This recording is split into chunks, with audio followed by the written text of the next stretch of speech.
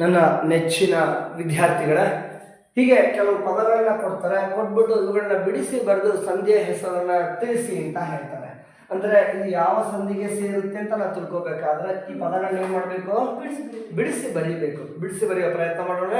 Okay, Vagisha ಈ ಪದವನ್ನ ಬಿಡಿಸಿ ಬರೆದ್ರೆ ವಾಕ್ ಪ್ಲಸ್ ಈಶಾ. ವೆರಿ ಗುಡ್, ಸರಿಯಾಗಿ ಬಿಡಿಸಿ ಹೇಳಿದಿರಿ. ವಾಕ್ ಪ್ಲಸ್ ಈಶಾ ವಾಗೀಶಾ ಅಂತ ಹೇಳ್ತಾರೆ.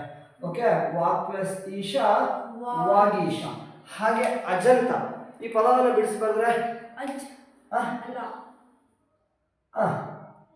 ಅಜ್ಜಲ್ಲ ಅಚ್. ಅಚ್ ಪ್ಲಸ್ ಅಂತ, ಅಚ್ ಪ್ಲಸ್ ಅಂತ ಅಜಂತ. Okay good. ಷಡಾನನ ಷಡ್ ಷಡ್ ಅಲ್ಲ ಷಡ್. ಇದನ್ನ ಷಡ್ ಪ್ಲಸ್ ಆನನ ಅಂತ ಬಿಡಿಸ್ತೀವಿ. ಕೂಡಿಸಿ ಬರೆದ್ರೆ ಹೌದು ಷಡಾನನ ಅಂತ ಹೇಳ್ತಾರೆ. ಹಾಗೆ ಸದಾನಂದ ಸತ್ ಪ್ಲಸ್ ಆನಂದ. ಸತ್ ಪ್ಲಸ್ ಆನಂದ ಸದಾನಂದ ಅಂತ ಬಿಡಿಸಿ ಕೂಡಿಸಿ ಹೇಳ್ತಾರೆ. ಅಬ್ದಿ ಬಿಡಿಸಿ ಬರೆದ್ರೆ ಅಪ್ ಅಬ್ಬಲ ಅಪ್. ಅಪ್ ಪ್ಲಸ್ ಅಪ್ ಪ್ಲಸ್ ಅಪ್ ಪ್ಲಸ್ ದಿ ಅಷ್ಟೇ. ಅಪ್ ಪ್ಲಸ್ ದಿ ಅಬ್ದಿ. ಅಬ್ದಿಯನ್ನ ನಾವು ಈ ರೀತಿಯಾಗಿ ಬಿಡಿಸಿ ಹೇಳ್ತೇವೆ, ಅಪ್ ಪ್ಲಸ್ ದಿ ಅಬ್ದಿ. ಓಕೆ, ಕೆಲವೊಂದು ಪದಗಳು ಬಿಡಿಸಬೇಕಾದ್ರೆ ಸ್ವಲ್ಪ ವಿಭಿನ್ನವಾಗಿರ್ತವೆ. ಹಾಗಾಗಿ ಇಂಥ ಪದಗಳನ್ನ ನೀವು ಒಂಚೂರು ನೆನಪಲ್ಲಿ ಇಟ್ಕೊಳ್ಳುವಂತ ಪ್ರಯತ್ನ ಮಾಡಿ. ಓಕೆ, ಸೊ ಈಗ ಇಲ್ಲಿ ಉಂಟಾದ ಸಂಧಿಯನ್ನ ಗುರುತಿಸ್ಬೇಕಂತೆ. ಸಂಧಿ ಗುರುತಿಸ್ಬೇಕಾದ್ರೆ ಏನ್ ಮಾಡ್ಬೇಕು? ಈಗ ಪೂರ್ವಪದ ಕೊನೆಯಲ್ಲಿ ನೋಡ್ಬೇಕು ಯಾವ ಸ್ವರ ಇದೆ ಅಂತ. ಯಾವ ಸ್ವರ ಇದೆ? ಖ ಅಂತಿದೆ. ಖ ಅಂದ್ರೆ ಅಲ್ಲಿ ಸ್ವರ ಸೇರಿದೆಯಾ? ಇಲ್ಲ, ಅದು ವ್ಯಂಜನದ ಮೂಲ ರೂಪ ಇದೆ, ಖ ಇದೆ. ಹಾಗಾಗಿ ಇಲ್ಲಿ ಸ್ವರ ಇಲ್ಲ, ಆ ವ್ಯಂಜನವನ್ನೇ ತೆಗೆದುಕೊಳ್ತೀವಿ. ಖ ಪ್ಲಸ್ ಉತ್ತರ ಪದ ಆರಂಭದಲ್ಲಿ ಈ ಅನ್ನುವಂಥ ಸ್ವರ ಸೇರಿದೆ. ಸೊ ಈಗ ಖ ಪ್ಲಸ್ ಇ ಏನಾಯ್ತು? ಗೀ ಆಯ್ತು. ಅಂದ್ರೆ ಯಾರು ಬರ್ತಾ ಇದರಲ್ಲಿ? ಗ ಅನ್ನುವಂತಹ ಒಂದು ವ್ಯಂಜನಾಕ್ಷರ ಆದೇಶ ಆಗ್ತಾ ಇದೆ.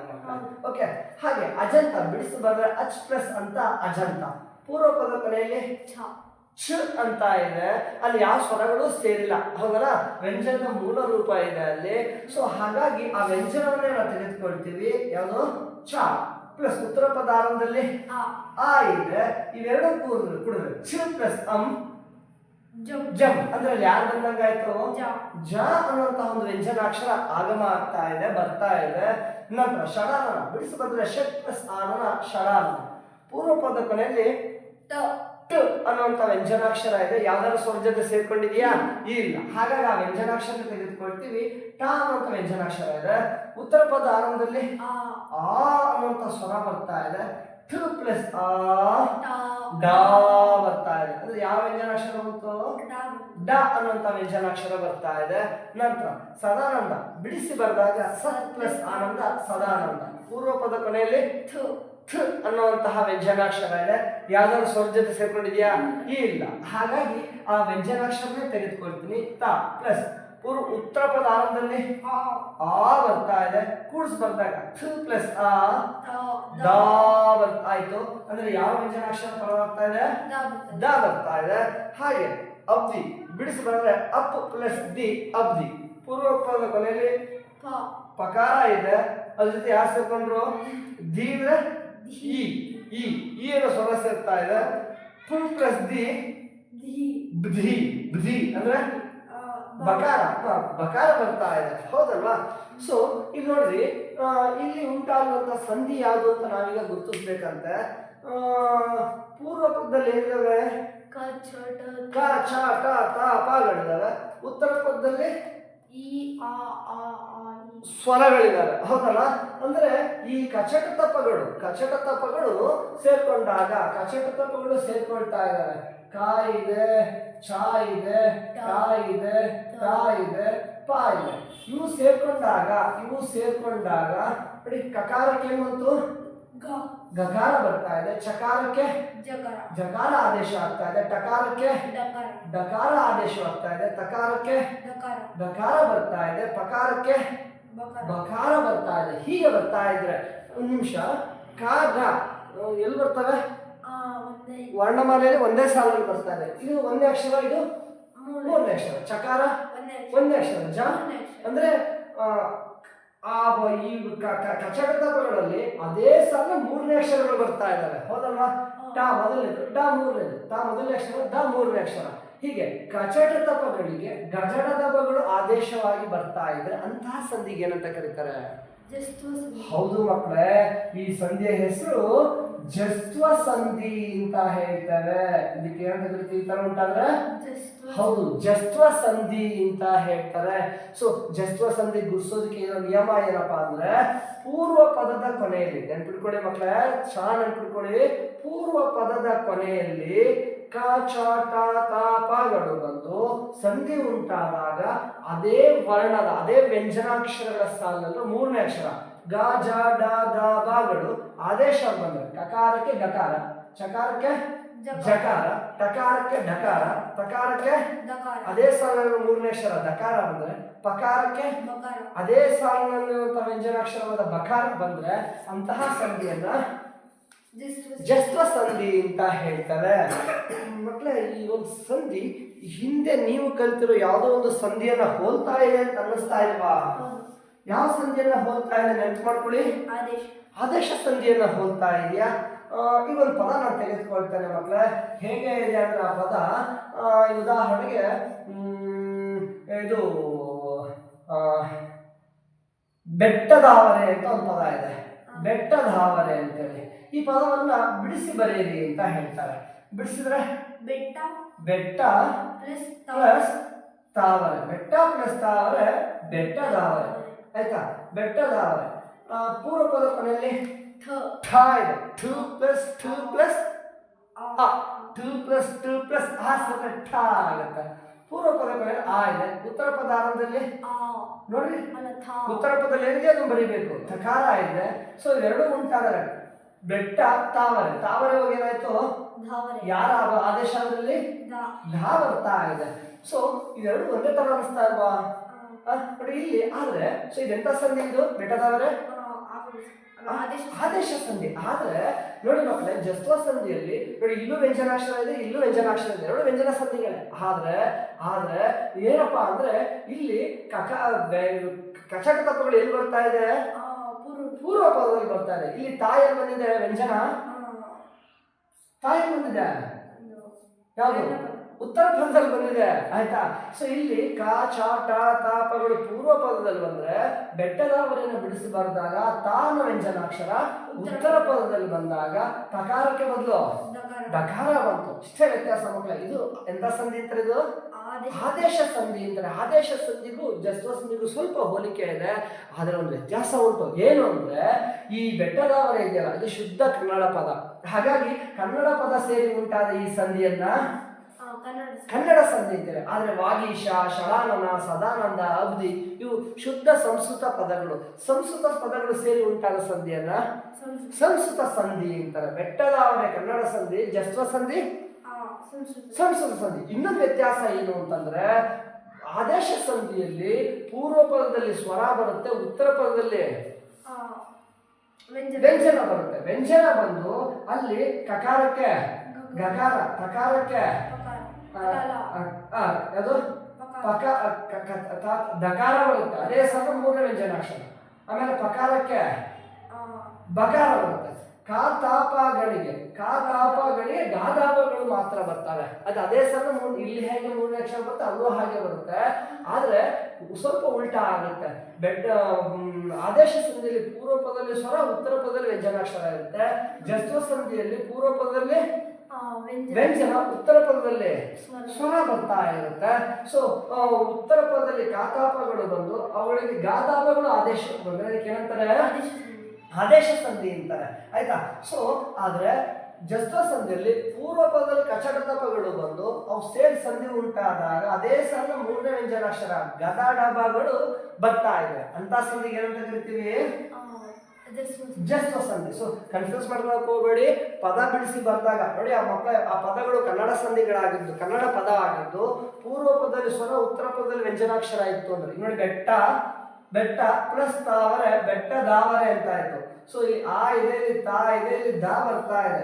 ಪೂರ್ವ ಪದದಲ್ಲಿ ಸ್ವರ, ಉತ್ತರ ಪದದಲ್ಲಿ ವ್ಯಂಜನಾಕ್ಷರ, ಕತಪಗಳಿದ್ದು ಸೇರ್ ಸಂಧಿ ಉಂಟಾದಾಗ ಗದಬಗಳು ಬಂದ್ರೆ ಅಂತಹ ಸಂಧಿಗೆ ನಾವೇನಂತ ಕರಿತೀವಿ? ಆದೇಶ ಸಂಧಿ ಅಂತೀವಿ. ಆದ್ರೆ ಇಲ್ಲಿ ಏನೋ ಉಲ್ಟಾ ಆಗಿದೆ. ಇಲ್ಲಿ ಇರುವಂತಹ ಪದಗಳು ಶುದ್ಧ ಸಂಸ್ಕೃತ ಪದಗಳಾಗಿದ್ದಾವೆ, ಹಾಗಾಗಿ ಇದೊಂದು ಸಂಸ್ಕೃತ ಸಂಧಿ.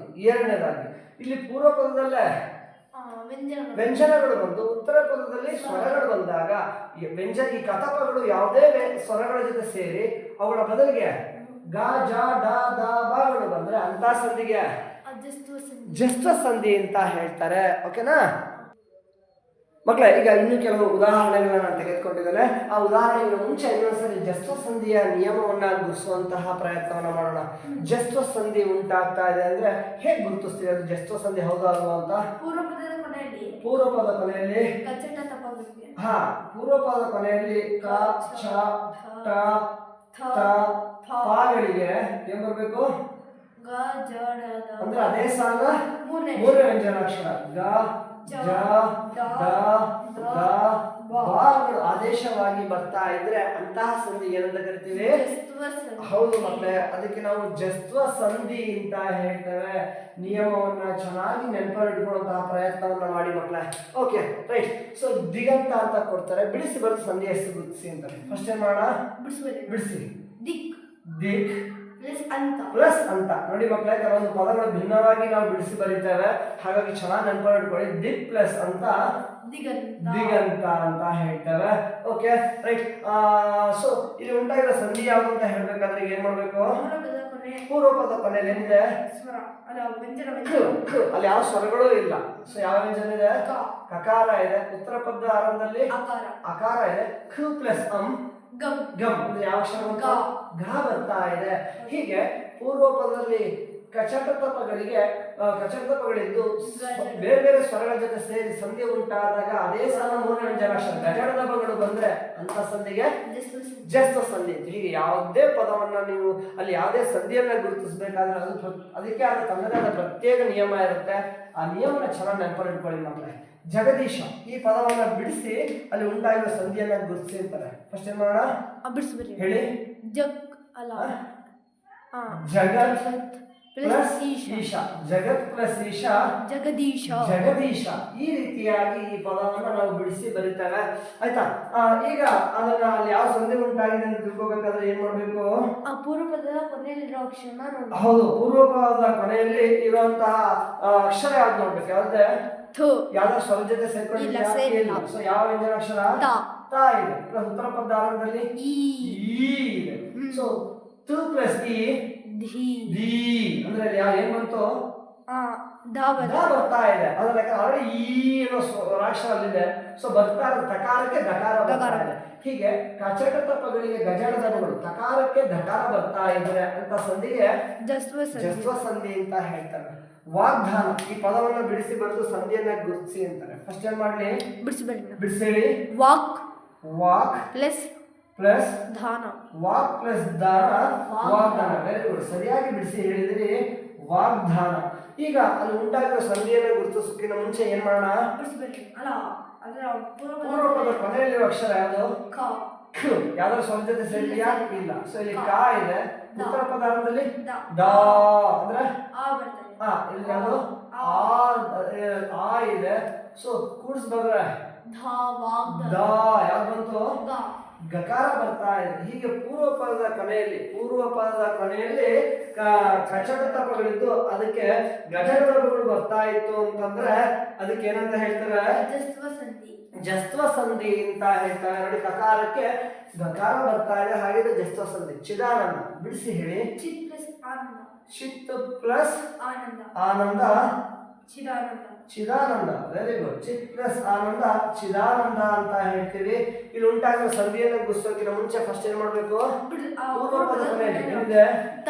ತ ಇದೆ. ಉತ್ತರ ಪದ ಆರಂಭದಲ್ಲಿ ಆ ಇದೆ. ಕೂಡಿಸಿ ಬರ್ತಾ ಇದೆ. ತು ಪ್ಲಸ್ ಆ ಹೋಗಿ ಏನಾಯ್ತು? ದ ಆಗ್ತಾ ಇದೆ. ಹೀಗೆ ತಕಾರಕ್ಕೆ ಏನ್ ಬರ್ತಾ ಇದೆ? ದಕಾರ ಬರ್ತಾ ಇದೆ. ಹೀಗೆ ಕಾಚಾಡತಪಗಳಿಗೆ ಗಜಡದಗಳು ಬರ್ತಾ ಇದ್ರೆ ಅಂತ ಒಂದು ಸಂಸ್ಕೃತ ಸಂಧಿಯನ್ನ ಏನಂತ ಕರಿತೀವಿ? ಜಸ್ತ್ವ ಸಂಧಿ ಅಂತ ಹೇಳ್ತವೆ. ನಂತರ ಮುಂದಿನ ಪದ ಸದ್ಗುಣ. ಇದನ್ನ ಬಿಡಿಸಿ ಬರೆದ್ರೆ ಸ ಸತ್ ಪ್ಲಸ್ ಗುಣ ಗುಣ, ಸತ್ ಪ್ಲಸ್ ಗುಣ ಸದ್ಗುಣ. ಸದ್ಗುಣ. ಸೊ ಈಗ ಸಂಧಿ ಯಾವುದು ಅಂತ ಹೇಳೋಕ್ಕಿಂತ ಮುಂಚೆ ಫಸ್ಟ್ ಏನ್ ಮಾಡ್ಬೇಕು? ಪೂರ್ವಪದ ಕೊನೆಯಲ್ಲಿ ಪೂರ್ವ ಪದ ಕೊನೆಯಲ್ಲಿ ಥ ಇದೆ. ಥ ಅಂದ್ರೆ ತ ಥ ಅನ್ನೋ ವ್ಯಂಜನಾಕ್ಷರ. ಉತ್ತರ ಪದ ಆರಂಭದಲ್ಲಿ ಉ ಉ ಇದೆ, ಗು ಇದೆ. ಓಕೆ, ಸೊ ಇದು ಸೇರ್ಕೊಂಡಾಗ ಏನಾಯ್ತು? ಥು ಪ್ಲಸ್ ಗು ಧು ಧು.